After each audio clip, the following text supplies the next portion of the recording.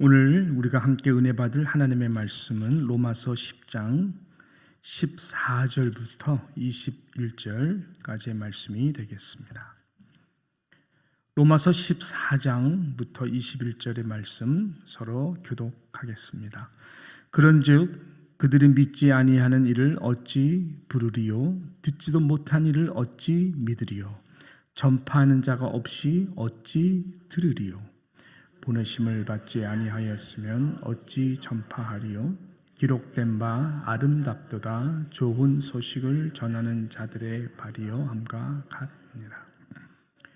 그러나 그들이 다 복음을 순종하지 아니하였도다. 이사야가 이르되 주여 우리가 전한 것을 누가 믿었나이까 하였으니 그럼 믿음은 들음에서 나며 들음은 그리스도의 말씀으로 말미암느니라.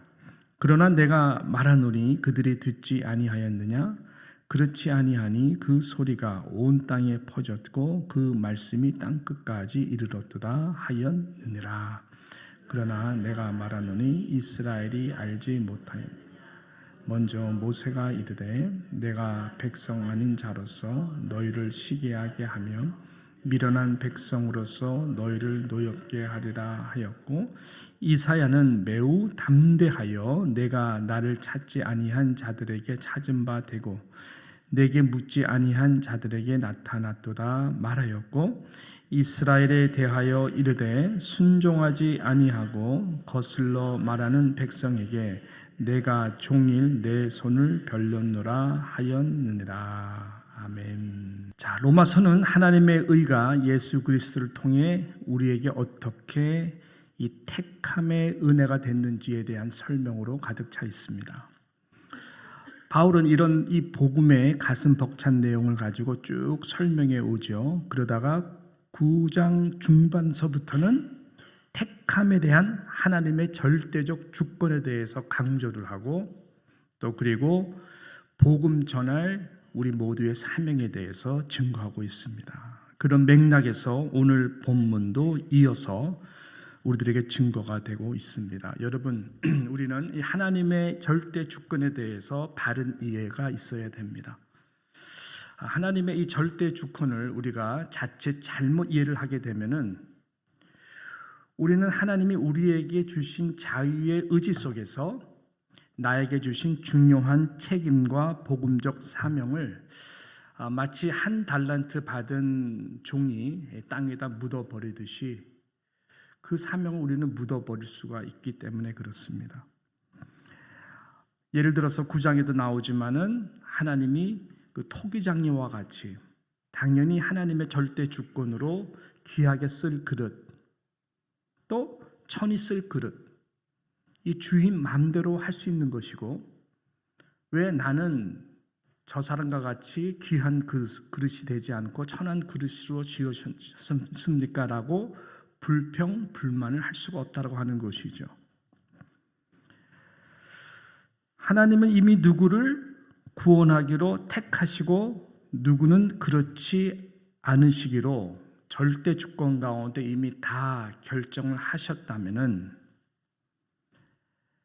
내가 구태히 어차피 행함으로 구원을 받는 것이 아니라면은 구태히 내가 구원을 받기 위해서 노력할 필요가 뭐가 있는가? 하나님이 나를 구원했다면은 언젠간 내가 구원을 받게 될 것이고, 내가 아무리 노력해도 하나님 나를 구원하지 않았더라면은 나는 구원받지 않을 것인데 무슨 내가 노력을 할 필요가 있는가? 그뿐만 아니라 그렇기 때문에 내가 다른 사람에게 복음을 전할 책임도 나한테 있지 않기 때문에 내가 뭐 그렇게 구태히 복음 전할 필요가 뭐가 있겠는가? 너무나 힘든데 말이죠.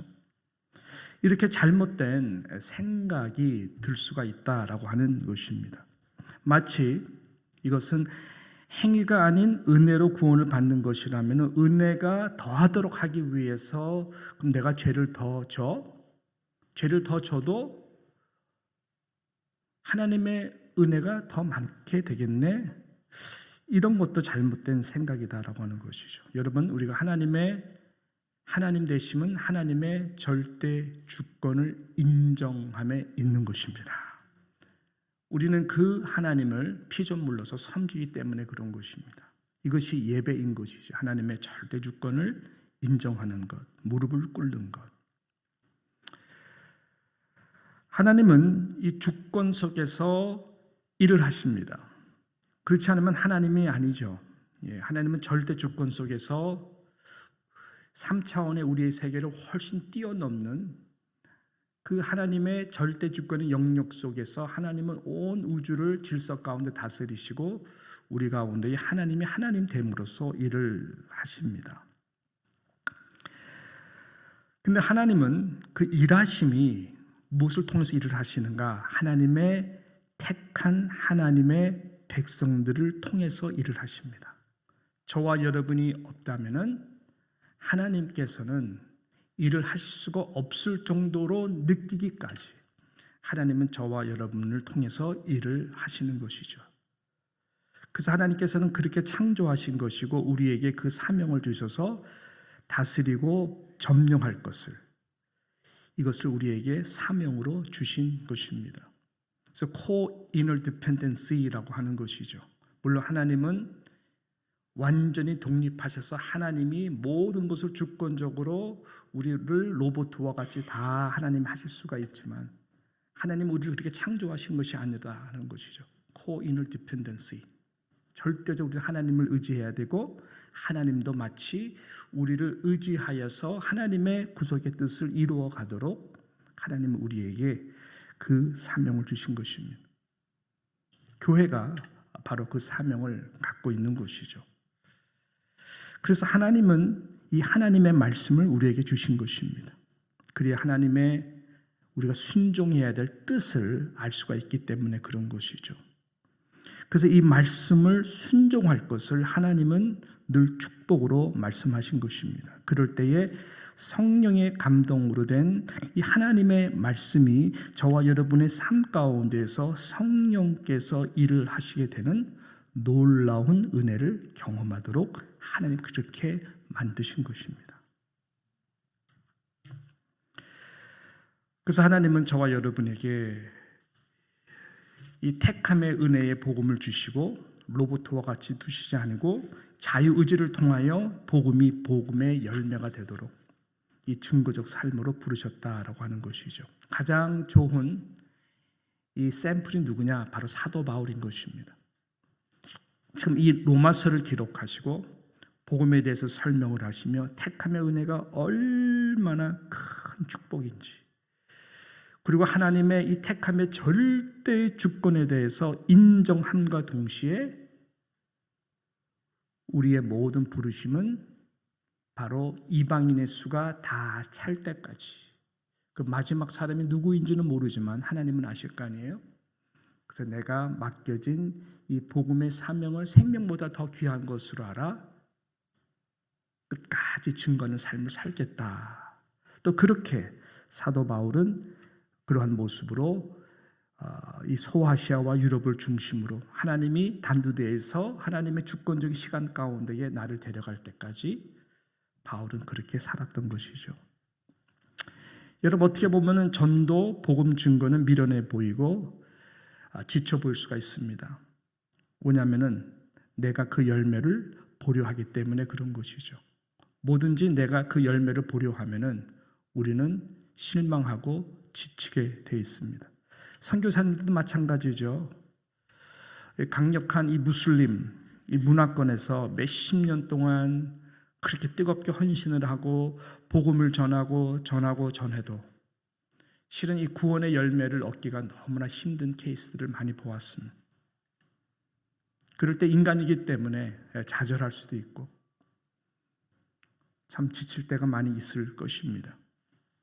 그러나 여러분, 한 영혼이라도 내가 전한 복음을 들을 수 있다면, 또 한 영혼이라도 혹 하나님께서 그 영혼이 주님 앞으로 돌아올 수 있도록 역사를 하신다면 그 한 영혼이 온 천하를 얻은 것보다 하나님 앞에서는 더 귀한 것이다 라고 하나님께서 여겨주시는 것이죠. 하나님 앞에 섰을 때는 그런 자들을 통해서 착하고 충성된 종으로 하나님께서 그를 칭찬에 높여주시는 것입니다. 그러나 한 달란트 받은 자와 같이 하나님의 주권을 인정하지 않고 내가 해야 될 그 일을 우리가 감당하지 않는다면 하나님 앞에서 우리는 칭찬을 받지 못할 것입니다. 그래서 우리의 자세는 하나님은 다 정해놓으셨지만 나를 통하여 일을 하신다. 나 아니면 안 되는 일을 주신다. 라고 하는 마음으로 여러분 우리는 살아가야 되는 것입니다. 그래서 바울은 14절, 15절에 이렇게 말씀하죠. 오늘 14절, 15절 말씀을 한번 읽습니다. 같이 그런즉 그들이 믿지 아니하는 일을 어찌 부르리요? 듣지도 못한 일을 어찌 믿으리요? 전파하는 자가 없이 어찌 들으리요? 보내심을 받지 아니하였으면 어찌 전파하리요? 기록된 바 아름답도다 좋은 소식을 전하는 자들의 발이요 함과 같으니라 라고 말씀하고 있습니다. 이렇게 하나님께서 구조를 만드신 거예요. 그래서 우리로 하여금 가라. 땅 끝까지 가야 된다. 그리고 네가 때를 얻든지 못 얻든지 전해야 된다라고 말씀하는 것이죠. 왜 좋은 소식을 전하는 자들의 발들이 아름답습니까? 순종하기 때문에 그런 것이죠. 하나님이 다 알아서 할 텐데 내가 전하지 않아도 하나님의 절대 주권으로 다른 사람을 통해서든지 다른 교회를 통해서든지 하나님 일하실 것인데 라고 손을 놓는 순간 우리의 인생의 발은 아름다운 발이 될 수가 없는 것이죠. 여러분 하나님의 절대 주권을 인정한다는 것은 하나님의 절대 주권인 하나님의 말씀을 내가 순종하겠습니다라고 하는 그 자세가 바로 하나님의 절대 주권을 인정하는 것인 것입니다. 예. 만만치 않죠. 예. 복음을 전한다고 해서 쉽게 듣습니까? 바울이 우리들에게 말하는 것도 절대로 안 듣는다라는 거예요. 이것은 당연한 것입니다. 그래서 16절에 보니까 그러나라고 말하잖아요. 그러나 그들이 다 복음을 순종하지 아니하였도다. 이사야 시대도 마찬가지다. 그래서 이사야가 이르되 주여 우리가 전한 것을 누가 믿었나이까 하여 목숨을 다하고 이사야 같은 경우 톱으로 반을 몸이 켜 죽는 순교까지 자리 나갔거든요. 예레미야도 마찬가지지만 아무리 말씀을 전해도 아무리 증거해도 순종을 안 한다는 거예요. 들어도 순종하지 않는다는 거예요. 그렇지만 바울은 그래도 믿음은 들음에서 나며 들음은 그리스도의 말씀으로 말미암는 것이라. 이 하나님의 절대 주권에 이 하나님의 영적 원칙을 말씀하고 있는 것입니다. 순종하지 않습니다. 안 듣습니다. 그렇다고 포기할 수 있나요? 안 되죠. 하나님의 절대 주권을 인정하는 사람은 절대로 포기할 수가 없습니다. 왜? 하나님의 절대 주권 가운데 하나님의 은혜로 내가 택함을 받았기 때문에 그것은 내 안에 있는 이 성령과 이 복음을 우리는 포기할 권리가 없기 때문에 그렇습니다. 이것은 나의 영역이 아닙니다. 무엇이 나의 영역이 아닐까요? 그 사람이 구원을 받는 구원의 열매를 이루는 것은 저의 영역이 아닙니다. 여러분의 영역이 아닙니다. 이것은 성령께서 하시는 일이시고 내 안에 내재 있는 성령께서 증거하도록 하기를 위한, 그래서 내 가운데 내재하는 하나님의 은혜인 것이죠. 우리의 사명은 뭐예요? 전하는 거예요. 어떤 방법을 통해서든지, 구두를 통해서든지, 관계를 통해서든지, 뒤에서 눈물로 기도를 통해서든지, 섬김을 통해서든지, 관심을 같이 골프를 치든 같이 테니스를 치든 놀러 오게 하든 같이 여행을 가든 어떤 방법을 통해서든지 믿는 사람으로서, 내가 먼저 구원받은 자로서 그 영혼에 대해서 하나님께 맡기며 우리는 끊임없이 포기할 권리가 없이 그 사람들이 순종한다 할지라도 증거하는 것, 증거적 인생 사는 것, 이것이 하나님의 주권을 인정하는 삶이다라고 말씀하고 있는 것입니다. 유대인들이 안 들어요. 이것은 바울식은 그런 것이 아니라 이 말씀을 보게 되면은 옛 조상 때부터 아니 모세의 때부터 저들은 순종을 안 해요. 이 순종의 이 악습이 세대 가운데에 종교의 행위만 남은 그런 너무나 강력한 자들이에요. 그렇지만 바울은 뭐예요? 바울은 포기할 권리가 없다는 것을 알았어요. 그래서 믿음은 끊임없이 들음을 통해서 그것이 바로 예수 그리스도라고 하는 이 복음이다. 십자가의 죽음에 대한 이 놀라운 죄의 용서 은혜와 그 다음에 부활에 대한 놀라운 열매가 되신 이 산소망을 가지고 그는 복음이 되도록 증거하는 일, 이것이 바울이 해야 되는 일들이고 교회가 감당해야 될 일이다 라고 하는 것을 그는 했어요. 가까웠게는 유대인들에게 핍박을 받으며 무지한 저들에게 절대로 순종하지 않고 오히려 돌을 던지는 저들에게 그는 상관없어요. 증거만 하는 거예요. 사랑으로, 눈물로. 그리고 이방인들에게 끝까지 주님이 나를 부르는 그날까지 이 로마까지 가서 복음을 증거하는 것이죠. 이것이 하나님의 주권을 인정하고 하나님이 저와 여러분들에게 구원받은 자에게 주신 이 복음적 사명과 책임이다라고 하는 것입니다. 하나님의 주권과 자의 의지 속에서 나의 이 영적인 사명과 책임은 늘 함께 가는 것입니다. 그럴 때에 모든 것은 하나님이 다 하시는 것입니다. 내가 죽는 그 순간까지 복음을 전해도 순종하지 아니하는 자를 보고 내가 죽는다 할지라도 하나님이 그 영혼을 구원하는 것 하나님의 뜻에 달려있는 것이죠. 놀라운 것은 그러한 자들의 기도를 하나님이 들어주시더라고. 왜? 이미 들어주시고 작정했기 때문에 그런 거예요. 그래서 우리는 포기할 권리가 없는 것입니다. 그조차도 하나님이 하시는 거더라고요. 보니까. 이러한 마음을 가지고 우리가 오늘 하루도 주변을 돌아보며 또 나와 하나님과의 관계에서 주신 은사와 달란트를 우리가 다시 한번 잘 마음에 새기고 맡겨진 책임을 잘할 수 있도록 하나님께 은혜 주시기를 축복합니다. 김한효 목사님 얼마 전에 할렐루야 대회에 와서 말씀을 증거했죠. 이 김한효 목사님이 쓰신 책에 한 짧은 오늘 말씀과 연결되는 내용이 있는데 이 말씀을 읽어드리면서 말씀을 마치도록 하겠습니다. 당신의 이 얼바인 있는 당시 섬기는 교회에서 있었던 일을 이렇게 내용으로 담았는데요. 이렇게 내용이 증거됩니다. 아내를 늘 교회에 데려다 주고는 주차장에서 기다리다가 예배가 끝나면 아내를 데리고 가는 남편이 있었습니다.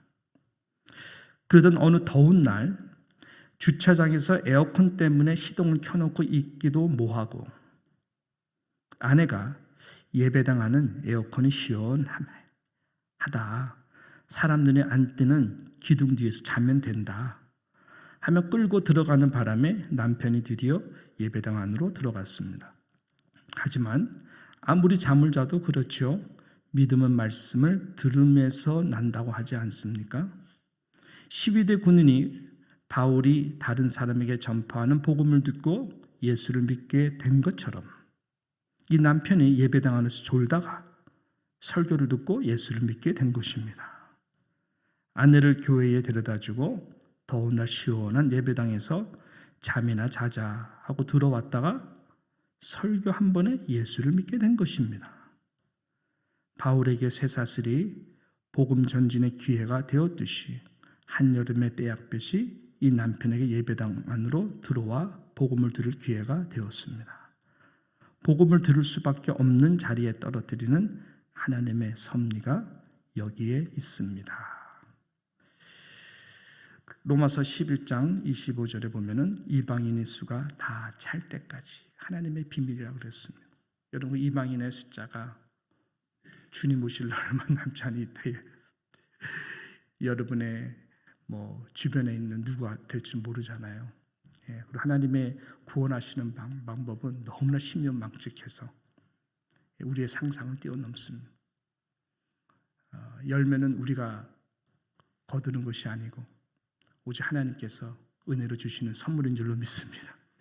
그 은혜의 선물은 바로 내가 맡겨진 책임을 다할 때 하나님의 은혜로 주시는 이 놀라운 축복임을 믿고 오늘도 그 은혜 안에서 여러분 나의 노력으로 열매를 보지 못해서 마음의 기쁨이 없어지고 포기하고 절망하고 상처받고 이런 것이 아니라 절대적인 하나님의 주권 아래 있음을 우리가 믿고 어차피 빈손으로 그로부터 왔고 또 우리가 은혜로 오늘 하루도 감당하고 또 빈손으로 그분께 돌아가는 우리의 모든 인생 가운데 하나님의 그 절대 주권 앞에 맡겨진 이 사명을 잘할 수 있도록 하나님 앞에 맡겨드리면서 살아갈 수 있는 겸손하고도 하나님께 칭찬받는 착한 종들이 다 될 수 있도록 저와 또 여러분의 인생들이 되기를 축원합니다. 기도하겠습니다. 하나님 아버지, 분명히 하나님은 정한 때가 있습니다. 이방인들이 다 찰 때까지 오늘도 하나님의 마음으로 손과 발이 되어 inner dependency, 하나님은 절대적으로 의지하고 하나님은 야, 너 없으면 안 된다 라고 하는 마음으로 우리를 향하시는, 함께 일하시기 원하시는 하나님의 그 은혜의 부르심 앞에 순종하며 나아가기를 원합니다.